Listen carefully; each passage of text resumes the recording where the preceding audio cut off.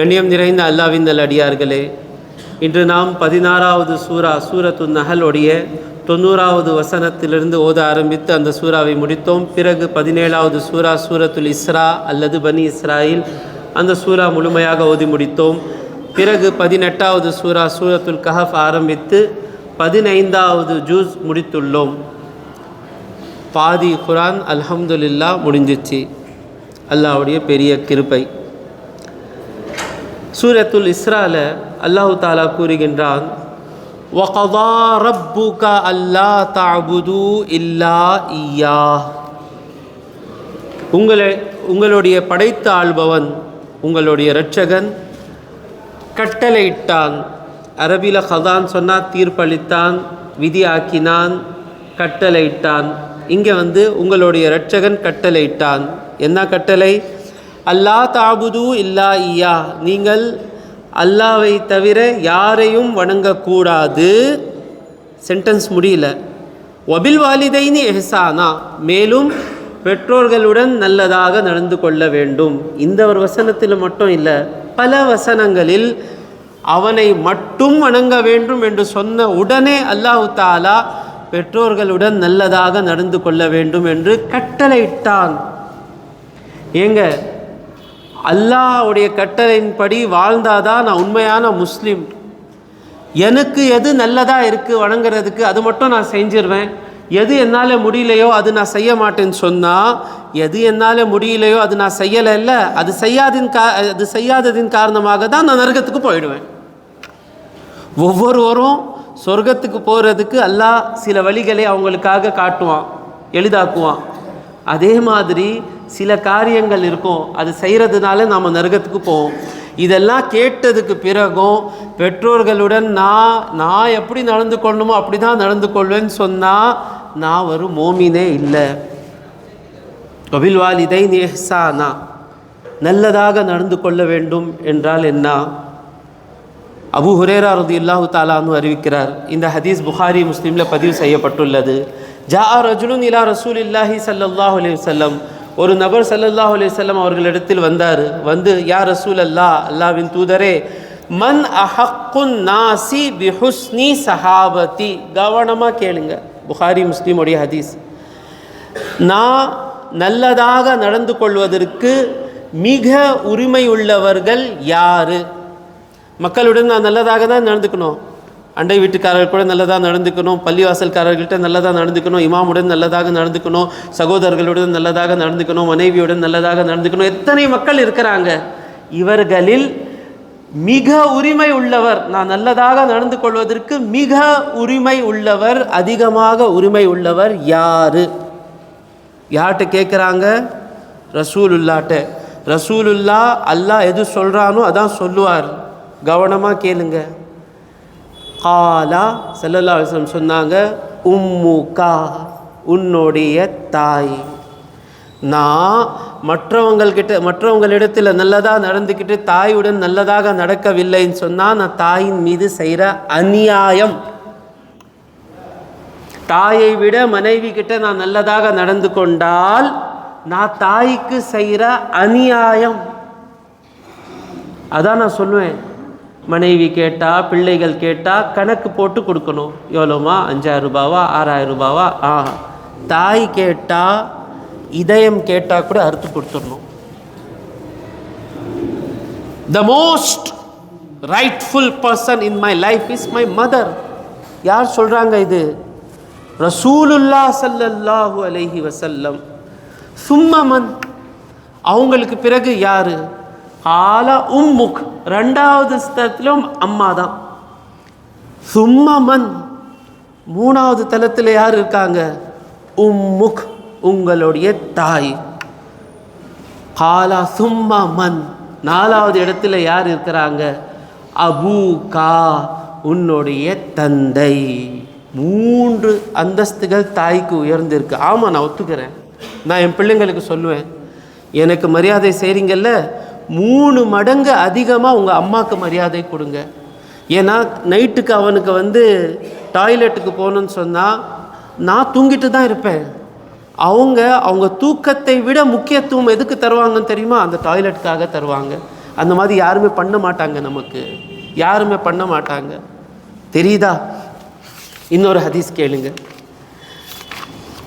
ஸல்லல்லாஹு அலைஹி வஸல்லம் அவர்களிடத்தில் கேட்கப்பட்டது, ஐயுல் அமலி அஹப்பு இலல்லாஹ், அல்லாஹ்க்கு பிரியமான நற்செயல் எது? அஸ்ஸலாத்து அலா வக்திஹா, நேரத்துடன் தொழுவது. சும்மா ஐயு, பிறகு எது? பிருல் வாலிதைன், பெற்றோர்களுடன் நல்லதாக நடந்து கொள்வது. சும்மா ஐயு, அதுக்கு பிறகு எது? அல் ஜிஹாது ஃபீ சபீலில்லாஹ், அதுக்கு பிறகு தான் ஜிஹாதே. இன்னொரு ஹதீஸ் கேளுங்க. ஒருத்தர் வந்தார், வந்து ரசூலுல்லாஹ் ஸல்லல்லாஹு அலைஹி வஸல்லம்ட்ட ஜிஹாதுக்கு போகணும். ஸல்லல்லாஹு அலைஹி வஸல்லம் ஜிஹாதுக்கு போகிறாங்க, எவ்வளோ பெரிய பாக்கியம்.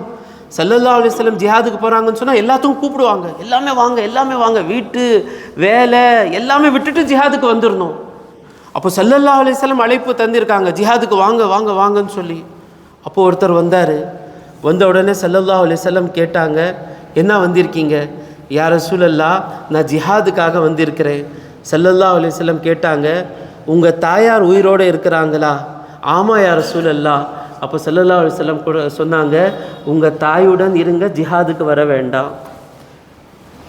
ஃபைனல் ஜன்னதா, அந்த ஹதீஸில் வந்து ஃபல்சம் ரிஜ்லஹா, உன்னுடைய தாயோடைய பாதங்கள் கிட்ட இரு. ஃபைனல் ஜன்னதா இந்த ரிஜ்லிஹா, உன்னுடைய சொர்க்கம் உன்னுடைய தாயோடைய பாதங்கள் இடத்துல இருக்கிறது. அதான் நான் சொல்லுவேன், அம்மாவுடைய குறைகளெல்லாம் நம்ம பார்க்கக்கூடாது,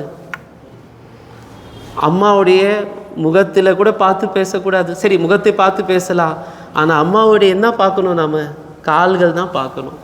அம்மா என்ன சொன்னாலும் சரி துவா பண்ணணும்.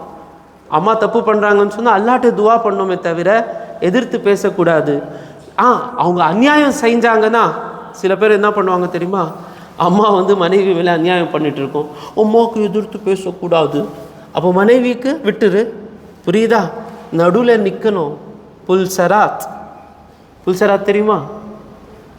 ரெண்டு நரகம் இருக்கும், நரகத்துக்கு மேலே ஒரு பாதை, முடியோட மிலிசு, வாளோட கூர்மையானது, அதில் நடக்கணும். இல்லை மாமியாருக்கும் மருமகளுக்கு சண்டை வருதுன்னு சொன்னால் அதிகமான நேரங்களில் கல்பிரிட், குற்றவாளி யாருன்னா இந்த மகன் தான். நடுவில் இருக்க மாட்டான். அவனுக்கு எங்கே பெனிஃபிட் இருக்கதோ அங்கே போயிடுவான். மனைவி இட்லி நல்லா சமைக்குதா, மனைவின் பக்கம் போயிடுவான், அம்மாவை விட்டுருவான். அம்மா சட்னி நல்லா சமைக்குதா, அம்மாவின் பக்கம் வந்துட்டு மனைவியை விட்டுருவான். உண்மையான குற்றவாளி இவன் தான் செல்ஃபிஷ். இவனுடைய சுகத்துக்காக அம்மாவை மாட்டி கொடுத்துருவான். புரியுதாங்க? நடுவில் நிற்கணும். அம்மாவுடைய பேரும் கெட்டு போகக்கூடாது, மனைவியோட பேரும் கெட்டு போகக்கூடாதுன்னு சொல்லி எல்லாமே தன் தலையில் எடுக்கணும். அந்த டென்ஷன் எடுக்காம ऐसा बोलती अम्मी मैं क्या करना अम्मी तू मर्दबाना समझ में आता है ऐसा बोल डाले ऐसा कौन शायद யார் கல்யாணம் பண்ணிட்டு வந்தவன் நீ தானே போட்டு விட்டுற. அது பெரிய ரஷ்யா அமெரிக்கா வார், அதில் போய் நீ போட்டு விட்டா நடுவில் இருக்கணும். அங்கே முடிஞ்ச வரைக்கும் ரெண்டு பேருக்கும் சேர்த்து வைக்கணும். சரி, அது என்னுடைய தலைப்பு இல்லை. சில பேர் என்ன பண்ணுவாங்கன்னா, இந்த ஹதீஸ் சொன்ன உடனே நிறைய மருமகள்கள் என்னுடைய பயானே கேட்குறதுக்கு விட்டுருவாங்க. வசீம் அஸத் எல்லாம் அநியாயமாக பேசுகிறாரு, அவ்வளோ நாளாக நல்லதாக பேசினார், ஏன் எல்லாம் உரிமை அம்மாவுக்கு. ஒவ்வொருவருக்கும் ஒரு தனி உரிமை. மனைவிக்கு நான் கொடுக்குற உரிமை அம்மாவுக்கு தரவே கூடாது, ஹராம். அம்மாவுக்கு கொடுக்குற கண்ணியம் மனைவிக்கு கொடுக்கக்கூடாது. அவங்கவுங்களுக்கு என்ன கொடுக்கணுமோன்னு சொல்லி ஸல்லல்லாஹு அலைஹி வஸல்லம் சொல்லிட்டாங்க. எது மனைவிக்கு கொடுக்கணுமோ அது மனைவி தான் கொடுக்க முடியும், யாருமே அதை வாங்க முடியாது. புரியுதாங்க? ஆனால் எல்லாத்தை விட அதிகமாக நல்லதாக யாருடன் நடந்து கொள்ளணும்? தாயுடன் நடந்துக்கணும். அப்போ தந்தைங்களுக்கு எல்லாம் சந்தோஷமா இப்போ துக்கமாக இருக்கா? கேட்டா கொஞ்சம் துக்கமாக இருக்குல்ல. தந்தையை பற்றி கேளுங்க. ஒரு சஹாபி சொல்கிறாங்க, சமிழ்த்து ரசூலல்லாஹ், நான் ரசூலுல்லாஹ் ஸல்லல்லாஹு அலைஹி வஸல்லம் அவர்களிடத்திலிருந்து கேட்டேன், அல் வாலிது, தந்தை யார் தெரியுமா? அல் வாலிது ஔஸத்து அப்வாபில் ஜன்னா, சொர்க்கத்துடைய நடு கதவு. சொர்க்கத்தில் நுழையணும்னு சொன்னால் தந்தை சந்தோஷமாக இருந்தால்தான் நான் சொர்க்கத்துக்கு போக முடியும். ஆராஃபில் நம்ம கேட்டோம் இல்லை, ஆராஃபில் நிற்க வச்சிருவாங்க நல்லவனாக இருந்தால் கூட. இன்னொரு விஷயம், தந்தை துவா செய்தார்னா அந்த துவா அரிசிக்கு போயிடும். நான் பார்க்குறேன், எங்கள் அப்பா இருந்த வரைக்கும் நம்முடைய காரியங்கள் எல்லாம் இப்படி முடியும். பிரச்சனை என்று வந்தாலேயே உடனடி அந்த பெரிய பிரச்சனை வந்தது எனக்கு. ஆனால் அப்பா உயிரோடு இருந்தார். அந்த பிரச்சனைகள் எல்லாமே வரும், எப்படி போகும் தெரியாது. ஏன் அப்பா தஹஜ்ஜுதில் துவா பண்ணிட்டு இருந்தார். அப்பாவுடைய வஃபாத்துக்கு பிறகு அந்த மாதிரி பிரச்சனைகள் எல்லாம் சீக்கிரமாக சால்வ் ஆகுறதில்லை. ஏன்? அப்பாவுடைய துவா இல்லை. யாருடைய அப்பா உயிரோடு இருக்கிறாங்களோ அல்ஹம்துலில்லாஹ் அல்ஹம்துலில்லாஹ், முடிந்த அளவுக்கு நிறைய துவா வாங்குங்க, முடிந்த அளவுக்கு நிறைய துவா வாங்குங்க. இன்னொரு ஹதீஸ் கேட்கலாமா? ஸல்லல்லாஹு அலைஹி வஸல்லம் அவர்கள் சொல்கிறார்கள், ஸல்லல்லாஹு அலைஹி வஸல்லம் மிம்பரில் ஏறினாங்க. முதல் படியில் ஏறி ஆமீன் என்று சொன்னார். ரெண்டாவது படியில் ஏறி ஆமீன் என்று சொன்னார். மூணாவது படியில் ஏறி ஆமீன் என்று சொன்னார். அந்த நேரத்தில் ஒரு சஹாபி கேட்டார், யா ரசூலல்லாஹ், புதுசாக நீங்கள் 3 தடவை ஆமீன் சொன்னீங்களே, ஏதாவது புதுசாக வஹி இறங்கி இருந்ததா? என்ன ஆயிடுச்சு? இது சுன்னத்தா? இல்லை, நான் முதல் படியில் ஏறினப்போ ஜிப்ரையில் வந்தார், வந்து சொன்னார், யார் தன்னுடைய பெற்றோர்களை பெற்றாரோ, பெற்றதுக்கு பிறகும் வயசான காலத்தில் பெற்றதுக்கு பிறகும் நரகத்தில் போயிட்டாரோ அவன் அல்லாஹ்வுடைய ரஹமத்தை விட்டு தூரமாக்கட்டும். நான் சொன்னேன் ஆமீன். அப்போ என்ன தெரிஞ்சிச்சு? யாருக்கு வயசான காலத்தில் பெற்றோர்கள் கிடைக்கிறாங்களோ அவங்க அவங்களுடைய ஹித்மத்து செய்தால் நிச்சயமாக சொர்க்கத்துக்கு போவாங்க. ரெண்டாவது படியில் நான் ஏறுற நேரத்தில் யாருக்கு ரமதானுடைய மாதம் கிடைத்து கூட அவங்களுடைய பாவங்கள் மன்னிக்கப்படவில்லையோ அவங்க அல்லாஹ்வுடைய ரஹமத்தை விட்டு தூரமாக்கட்டும். இன்னும் ரமதான் கிடைத்து கூட திருந்தலை, ஆமீன் சொல்லிட்டேன். மூணாவது, யாருக்கு முன்னால் என் மீது என் பேர் வந்ததோ, என் பேர் வந்ததுக்கு பிறகு ஸல்லல்லாஹு அலைஹி வஸல்லம் என்று ஸலவாத்து சொல்லலையோ அவன் அல்லாஹ்வுடைய ரஹமத்தை விட்டு தூரமாகட்டும், அதுக்கும் நான் ஆமீன் என்று சொன்னேன். இன்னொரு ஹதீஸ் கேட்கலாமா? ஸல்லல்லாஹு அலைஹி வஸல்லம் அவர்கள் இடத்துல கேட்டாங்க, தாய் நல்லவளாக இருந்தால் தான், தாய் தந்தை நல்லவராக இருந்தால் தான் நான் ஹித்மத் பண்ணுவேன். ஹஸ்ரத், உங்களுக்கெல்லாம் என் தாய் தந்தை பற்றி தெரியாது ஹஸ்ரத், நீங்கள் நல்லவர், உங்கள் அம்மா நல்லவங்க, அப்பா நல்லவங்க, என் தாய் தந்தையெல்லாம் உங்களுக்கு கிடைச்சிருந்தால் நீங்கள் ஊரே விட்டு ஓடி இருப்பீங்க. அப்படி தெரியுமா என்னுடைய தாய்? முஷ்ரிக்கை விட யாராவது மோசமாக இருக்காங்களா? முஷ்ரிக், இணை வைக்கிற. அஸ்மா பின்து அபி பக்கர் அவங்களுடைய தாய் முஷ்ரிக்கா இருந்தாங்க. முஷ்ரிக்கா, காஃபிர். அவங்க மதீனாவுக்கு வந்தாங்க. அப்போ அஸ்மா பின்து அபிபக்கர் கேட்குறாங்க, யா ரசூலல்லாஹ், என் தாய் இன்னும் முஸ்லீம் ஆகலை. அஸ்மா பின்து அபிபக்கர் கேட்குறாங்க, யா ரசூலல்லாஹ், என்னுடைய தாய் இன்னும் முஸ்லீம் ஆகலை, மதீனாவுக்கு வந்திருக்காங்க, அவங்களுக்கு நான் கண்ணியம் படுத்து நல்ல முறையில் அவங்கக்கிட்ட இருக்கட்டா? அப்போ ஸல்லல்லாஹு அலைஹி வஸல்லம் சொல்கிறாங்க, ஆமாம் இருங்க, ஏன்னா அவங்களுடைய தாய் ஆயிடுச்சே. முஷ்ரிக்கான தாய் இருந்தால் கூட அவங்க கூட நாம் நல்லதாக நடந்துக்கணும். ஷிர்கை விட எந்த பாவமும் பெரிய பாவம் இல்லை. ஷைத்தான் சொல்லும், ஷைத்தான் ஆக்கோ போலிங்கி, ஷைத்தான் போலிங்கா போலிங்கி, ஷைத்தான் சொல்லுவாள், ஷைத்தான் சொல்லுவாளா சொல்லுவானா? ஷைத்தான் வந்த உடனே சொல்லுவாள், இந்த நேரத்தில் சொல்லுவாள், எங்க உங்கள் அம்மா எப்படி தெரியுமா? எப்படிங்க? நீங்கள் நல்ல அம்மா நினச்சிட்ருக்கீங்க. ஆமாம், என்ன தெரியும் உங்களுக்கு? சரியாக அநியாயம் பண்ணிகிட்ருக்காங்க. அப்படியாங்க? பார்த்தீங்களா அண்ணன் பசங்களுக்கெல்லாம் எவ்வளோ நல்லா கொடுக்குறாங்க, நம்ம பசங்களுக்கு பார்த்தீங்களா? அப்படியா? நீ வந்ததுக்கு பிறகுதாம்மா என் கண்ணே திறந்துச்சு, ரொம்ப நன்றிம்மா. அப்போ எங்கள் அம்மா என்னம்மா? பெரிய பேய், ரொம்ப மோசமானது. சரிம்மா, அவங்க கூட எப்படி நடந்துக்கணும்? நான் சொன்னால் தான் போகணும், நான் சலாம் சொன்னால் சலாம் சொல்லணும், நான் சலாம் சொல்ல வேணாம், சலாம் சொல்லக்கூடாது. அம்மாவை பற்றி என்ன சொன்னாலும், அம்மா என் அம்மா எவ்வளோ பெரிய பாவம் செஞ்சாலும் ஷிர்க் செய்யலைல்ல, ஷிர்க்கு செய்கிற தாயுடனே ரசூலா நல்லதாக நடந்து கொள்ளணும்னு சொல்லியிருக்கிறாங்க. எவ்வளோ பெரிய தவறு நீ கொண்டு வந்தால் கூட என்னுடைய உள்ளத்தில் முதல் உரிமை யாருக்கு? என்னுடைய தாய்க்கு தான். அப்போ ஷைத்தான் என்ன ஆகும்? அவுது பில்லாஹி மினஷ் ஷைத்தானிர் ரஜீம் சொன்னது மாதிரி பறந்துடும். இருக்கும் ஷைத்தான் பறந்துடும். புரியலையா? நாம் எல்லாம் வணங்குறோம் இல்லைங்க அல்லாஹ்வுக்கு. நம்முடைய வணக்கங்கள் எல்லாமே ஏற்றுக்கொள்ளப்பட்டதா இல்லையான்னு சொல்லி எப்படி தெரியும்? ஏதாவது டெஸ்ட் இருக்கா? நம்ம எதுக்காக வணங்குறோம்? அல்லாஹ்வுடைய பொருத்தத்தை பெறுவதற்காக தானே வணங்குறோம். அல்லாஹ் பொருந்து கொண்டானா இல்லையா? ஏதாவது டெஸ்ட் இருக்கா? இருக்குது. ஸல்லல்லாஹு அலைஹி வஸல்லம் சொல்கிறாங்க, ரிதல்லாஹி ஃபி ரிதல் வாலிதைன், அல்லாஹ்வுடைய பொருத்தம் பெற்றோர்களுடைய பொருத்தத்தில் இருக்குது. தொழுததற்கு பிறகு என்னுடைய தாய் வந்து அல்ஹம்துலில்லாஹ் பஹுத் குஷ் ரக்கா ஹை பா, நீ எனக்கு சந்தோஷமாக வச்சுருக்கேன்னு சொன்னால் அல்லாஹ் சந்தோஷமாக இருக்கிறான். அல்லாஹ்வுடைய கோபம் பெற்றோர்களுடைய கோபத்தில் இருக்கிறது. புரிஞ்சாங்க? இன்னொரு விஷயம், ஒரு சஹாபி வந்து கேட்குறாரு, யா ரசூலல்லாஹ், என்னுடைய பெற்றோர்கள் இறந்துட்டாங்க, அவங்க வஃபாத் ஆனதுக்கு பிறகும் நான் உங்களுக்கு ஏதாவது நல்லது செய்ய முடியுமா? ஸல்லல்லாஹு அலைஹி வஸல்லம் சொன்னாங்க, செய்யலாம். என்ன செய்யணும் யா ரசூலல்லாஹ்? அவங்களுக்காக துஆ செய்யணும். என்ன துஆ செய்யாவிட்டாலும் ரப்பிர் ஹம்ஹுமா கமா ரப்பயானி சகீரா துஆ பண்ணுங்க. அர்த்தம் என்ன? நான் சிறுவனாக இருந்தப்போ எப்படி அவங்க என் மேலே கருணை காட்டுனாங்களோ அதே மாதிரி நீ அவங்கள் மீது கருணை காட்டுவாயாக.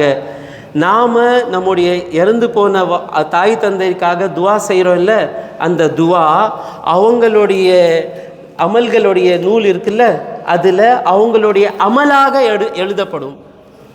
நான் துவா பண்ணால் என்னுடைய தந்தை வஃபாத் ஆயிட்டார் இல்லை, அவருடைய அந்த அமல்களுடைய நூலில் அவர் நல்ல அமல் செய்தார் சொல்லி என்னுடைய துவா வந்து அவருடைய நல்ல செயலாக மாறும். அப்போ அதிகமாக அந்த இறந்த அம்மா அப்பாக்காக துவா செய்யணும்.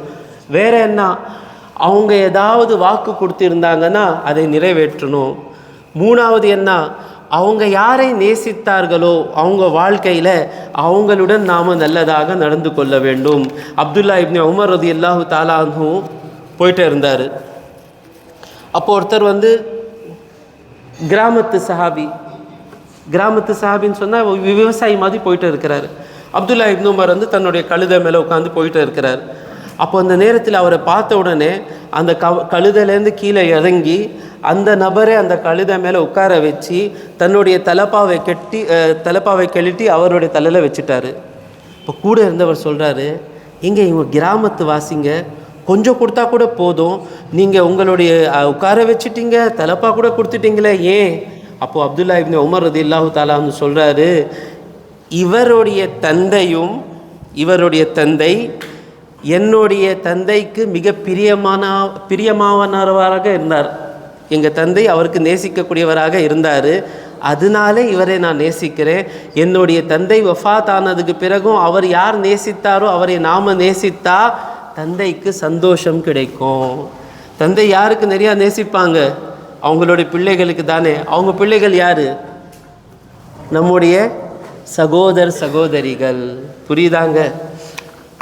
சரி, அந்த ஆயத்தை முடிச்சிடுறேன். வகதா ரப்புக அல்லா தாபுது இல்லை, பல ஹதீஸ்கள் இருக்குது, நேரம் இல்லை, 20 மினிட்ஸ் சொல்லி ஸ்ட்ரிக்டாக நான் வச்சுருக்கேன். வகதா ரப்புக அல்லா தாபுது இல்லா ஐயாஹு வபில் வாலிதைன் இஹ்சானா, அல்லாஹ் கட்டளையிட்டான், நீங்கள் அல்லாவை தவிர வேறு யாரையும் வணங்கக்கூடாது, பெற்றோர்களுடன் நல்லதாக நடந்து கொள்ள வேண்டும். இம்மா யப்லுகன்ன இந்தகல் கிபர அஹதுஹுமா அவு கிலாஹுமா, உன்னிடத்தில் அவர்களில் ஒருவர் அல்லது இருவருமோ முதுமையை அடைந்தால், வயசான காலத்தில் பெற்றோர்களை பெற்றால், ஃபலா தகுல்லஹுமா உஃப், அவங்களுக்கு கூட சொல்லக்கூடாது. அதுலேருந்து என்ன தெரியுது? வயசான காலத்தில் நாம் சொல்கிற மாதிரி செயல்கள் செய்வாங்க, நிச்சயமாக செய்வாங்க. வேலைக்கு போகிற நேரத்தில் தண்ணி எடுத்துகிட்டு வான்னு சொல்லுவாங்க, ஒரு விஷயத்தில் அடிக்கடி கேட்பாங்க. அல்லாஹ்வுடைய கட்டளை என்ன கூட சொல்லக்கூடாது, அல்லாஹ்க்கு பிடிக்கல. ஏங்க வயசான காலத்தில் தான் உஃப்பு சொல்லும்? சின்ன வயசு சொன்னால் அப்பா என்ன பண்ணுவார்? பட்டுன்னு ஒரு அறை வைப்பார். இவன் சொல்லவும் மாட்டான். ஏன்னா எது வரைக்கும் அப்பாவுடைய காசு தேவையோ அப்போ வரைக்கும் அப்பா பைக் வாங்கி தரீங்களா, ஷவர்மா வாங்கி தரீங்களா, கிரில் சிக்கன் வாங்கி தரீங்களா, சம்பாதிக்கிற வரைக்கும். ஸ்கூல் ஃபீஸ் கட்டுறீங்களா, அப்பா அப்பா அப்பா. சேலரி வந்த உடனே அப்பா சாப்பிட்டீங்களா, சேலரி வந்துச்சு. இதுக்கு தான் நன்றி கெட்ட ஜென்மம் சொல்லுவாங்க.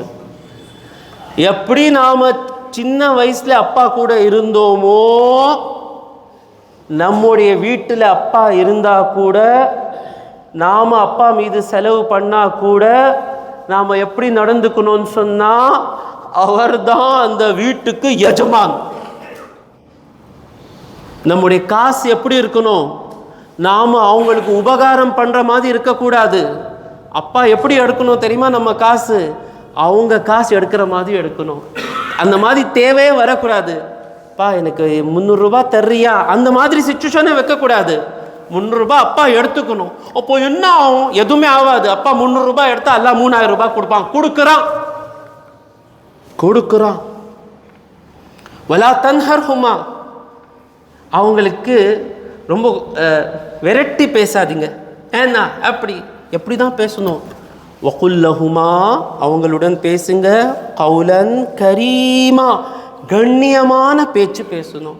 அப்பாவுக்கு எதிர்த்து பேச வேண்டியதாக இருந்தால் கூட ஒரு மன்னர்கிட்ட அல்ல ஒரு பெரிய போலீஸ்காரன் வந்துட்டான், அவனுக்கு அகேன்ஸ்டாக பேசணும்னா என்ன பேசுவோம்? Sir sir sir sir sir sir sir நீங்கள் சொல்கிறது கரெக்டு தான் சார், சார் நான் சொல்கிறது கொஞ்சம் கேளுங்க சார். கண்ணியமாக பேசுகிறோம்ல, இதை விட அதிகமாக கண்ணியம் யாருக்கு கொடுக்கணும்? பெற்றோர்களுக்கு கொடுக்கணும். அவங்க கூட உட்காரணுங்க, அவங்க கூட பேசணுங்க. எப்படி நமக்கு சின்ன வயசில் வீட்டுக்கு வந்த உடனே அம்மாவை பார்த்தா தான் சந்தோஷம் கிடைக்கும் இல்லை? சின்ன வயசில் அப்பா வந்தால் தான் வீட்டில் சந்தோஷம் கிடைக்கும் இல்லை? அவங்க வயசானதுக்கு பிறகும் நாம் ஆஃபீஸ்லேருந்து வந்தால் அவங்களுக்கு அந்த ஆசை இருக்கும், பிள்ளை என் கூட உட்காருவானான்னு சொல்லி. நாம் என்ன நினைக்கிறோம்? கானா காய் சாப்பிட்டீங்களா? ஏன் உட்காந்துட்டு இருக்கீங்க? தூங்கி இருக்கணும் இல்லை? அஸ்தக்ஃபிருல்லா, உட்காரணும். அவங்களுக்கு தூக்கம் வர்ற வரைக்கும் அவங்க கூட உட்காந்து பேசிகிட்டே இருக்கணும்.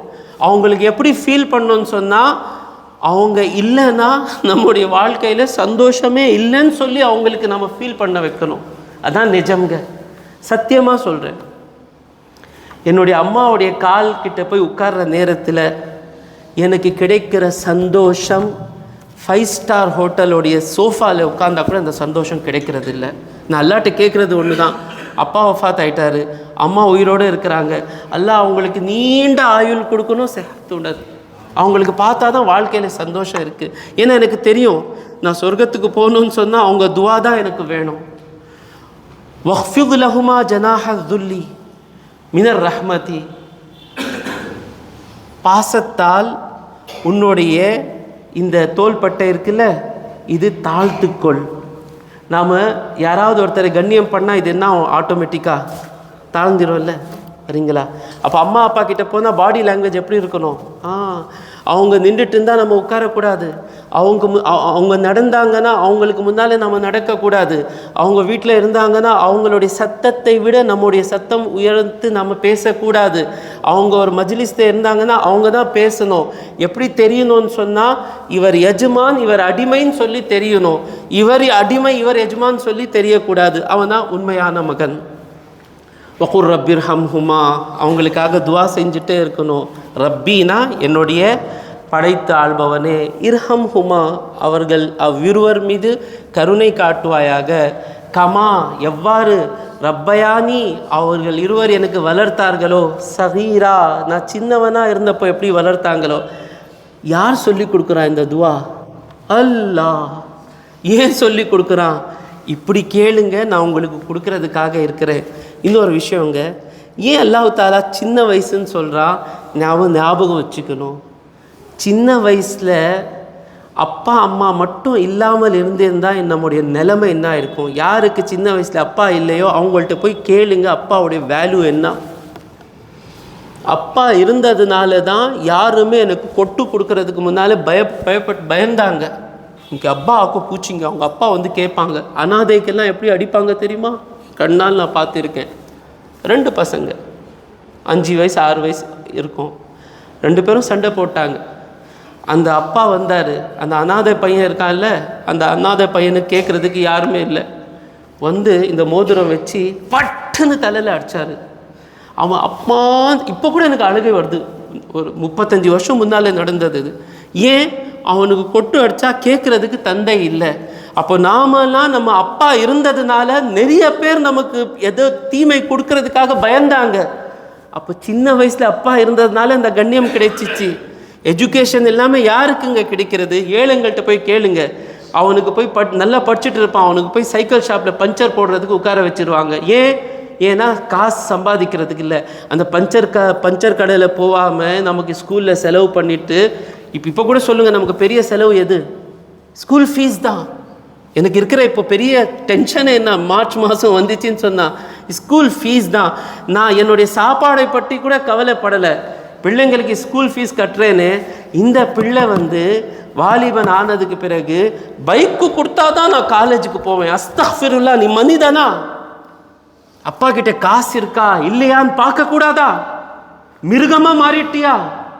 நாமெல்லாம் எப்படி இருந்தோம்னு சொன்னா, ஹோட்டலில் போனால் அப்பா கேட்பார் என்ன வாங்கணும்னு சொன்னால் லிஸ்ட்டு பார்ப்போம், எது ரேட்டு கம்மியாக இருக்கிறதோ அது கேட்போம். அப்பா சொல்லுவார் எதுக்கு லிஸ்ட்டு பார்க்குறேன். இப்போ இருக்கிற பிள்ளைங்க எப்படி தெரியுமா, அப்பாக்கே சாப்பிட்டுருவாங்க. இந்த கழுத மாதிரி பைக் கொடுத்தா தான் காலேஜுக்கு போவேன். உனக்கும் பிள்ளை வர போகிறாங்க. முடிந்த அளவுக்கு நாம் சம்பாதிச்சதுக்கு பிறகு தான் மொபைல் வாங்கணும், காஸ்ட்லி மொபைல். அப்பாவுக்கு டென்ஷன் கொடுக்கக்கூடாது. இன்னொரு விஷயம், நாம் சின்னவனாக இருந்தப்போ அவங்க இல்லை என்றால் நம்ம வாழ்ந்து இருக்க முடியாது இல்லை. இப்போது அவங்களுக்கு நம்ம தேவை இருக்குது. இப்போ நாம் எப்படி அவங்க நமக்கு நோயின்னு சொன்னாலேயே ஃபஸ்ட்டு அவங்களுடைய கவலை என்ன இருந்துச்சு, நமக்கு ஹாஸ்பிட்டல் கூப்பிட்டுட்டு போகணுன்னு சொல்லி தானே இருந்தது. அதே மாதிரி நம்முடைய அப்பா அம்மா 80 வயசு ஆனாலும் சரி, 90 வயசு ஆனாலும் சரி, 70 வயசு ஆனாலும் சரி, அவங்க ஹாஸ்பிட்டலுக்கு போனாங்கன்னா சின்ன வயசில் அவங்க எவ்வளோ ஆர்வமாக நமக்கு கூப்பிட்டுட்டு போனாங்களோ அதே ஆர்வத்துடன் நாம் கூப்பிட்டுட்டு போகணும். இதான் மனிதாபிமானம். நேரம் எனக்கு அனுமதிக்கவில்லை. சுருக்கமாக சொல்ல போனால், நம்முடைய வாழ்க்கையில் யாருடன் ரொம்ப நல்லதாக நடந்து கொள்ளணும்? தாய் தந்தையுடன். வாஹிரு தாவானா அல்ஹம்துலில்லாஹி ரப்பில் ஆலமீன்.